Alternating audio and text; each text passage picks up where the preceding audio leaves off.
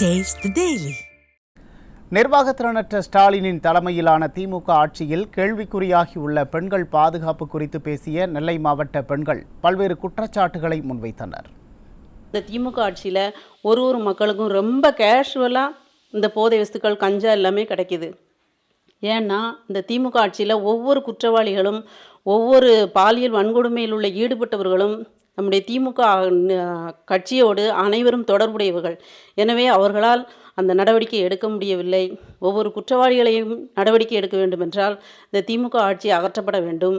கடந்த 2-3 ஆண்டுகளாக பெண்கள் பாலியல் வன்கொடுமைகளில் உள்ளாகி மிகவும் பாதிக்கப்பட்டுள்ளார்கள்.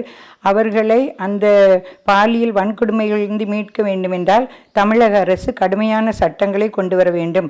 தமிழக அரசு இதை கண்ணுற்று அதற்கு தகுந்த சட்டங்களை கொண்டு வந்தால் ஒழிய பெண்களை பாலியல் வன்கொடுமைகளிலிருந்து மீட்க முடியாது.